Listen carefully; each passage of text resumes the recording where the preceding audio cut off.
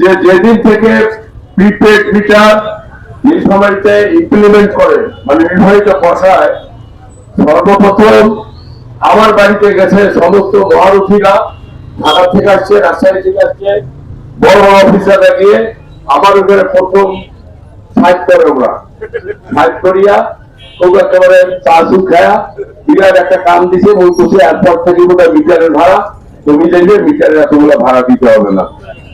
আর যে দুর্নীতি চলছিল এই দুর্নীতির বিরুদ্ধে এখন স্পষ্ট হবে। সুন্দর করে আমি লাগাইলাম, তারপরে মুসাহের বাড়ি লাগিয়া তারপর বাদ বাকি অনেকের বাড়ি লাগাইছে।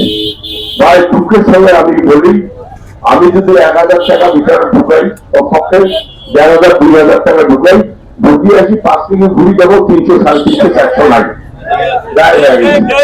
ওই যখন 400 টাকা চলে গেল, এখন 1000 1000 টাকা 1100 টাকা রাখি। তারপরে খুব বেশি দিন গেলে কি করো, এসিও চলে না ভয়তে। তোমরা মোর বাড়ির যদি আন্দোলন দেখেন, ওই ইঞ্জেকশন ছিল না কি করে একটা কিছু ব্যাপারের নামটা কি উচ্চারণ দেয়, ইঞ্জেকশন ছিল, ওইটা 1 সপ্তাহ নাকি খেলা মোর ঘরের টেবিলের নিচে টুকি টুসুন হলে ওখানে মারেন না, ওটা না গেলে বিদ্যুৎ বেশি যাইবে, ওই ভয়তে চালা না। খালি গ্যাস দিছ, গ্যাসও যায়, খড়িও যায়, এইভাবে বইছে। মোর মতন মানুষ যদি ইঞ্জেকশন চুলা, ওই যে মিটারের চুলা গুলা, কারেন্টের চুলা সবকে ফেলে দাও, এত মুখী আছে কিন্তু আমি এখনো চুলাটা হাত দিই না, এখন আগেও দাঁড়ালাম ক্ষমতা দিলে কারেন্ট ছাড়া যায়নি। এই যদি অবস্থা হয়, এখন আমি যদি মিটারটা চালাইতে না পারি, আমার তো শ্রমিক সংগঠনের মানুষগুলো আছেন, আমার তো শ্রমিক ভাইরা আছেন, খেটে খাওয়া মানুষ আছেন, অত্যাচারিত মানুষ আছেন, নিম্ন আয়ের মানুষ আছেন, যারা জেলে মুচি কাপি জামার কামার কুমার সর্বস্তরে নির্মিত মানুষ, যারা অক্লান্ত পরিশ্রম করছে, তারা বিদ্যুৎ দিলে সরবরাহ বিদ্যুৎ করবে, সরকারের দায়িত্ব হচ্ছে সরকার নিরবচ্ছিন্ন বিদ্যুৎ দিলে অল্প পয়সায় জ্বালানি ইয়া মিঠাবে, টাকা মিঠাবে, সেটার বিপরীতে কি হচ্ছে 1000 টাকা তোমাকে জোয়ান দিতে লাগে, আর এটাকে সংসার চলে দেখি। এইটার জন্য আমরা রাস্তায় প্রতিবাদ করছি।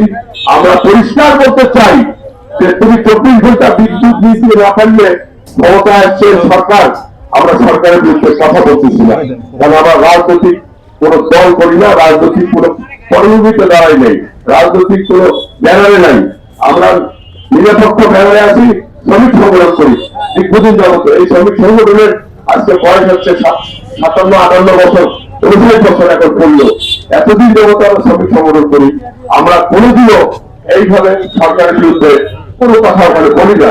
কিন্তু তার মানে সরকার চাইছে তা করবে, আমরা সারাদিন চুপ করে থাকবো, এটা হবে না। সাধারণ মানুষ চিৎকার করে উঠবে, সাধারণ মানুষ কথা বলা শিখবে, কথা বলবে, কারণ তখন আর প্ল্যাটফর্মও দেখবে না, আওয়ামী লীগ বিএনপি জামাত জাতীয় পার্টি এরাও দেখবে না, কথা বলা যখন প্যাটে ভাত না থাকবে তখন মানুষ চিৎকার করবে। এখনো আপনারা দেখেন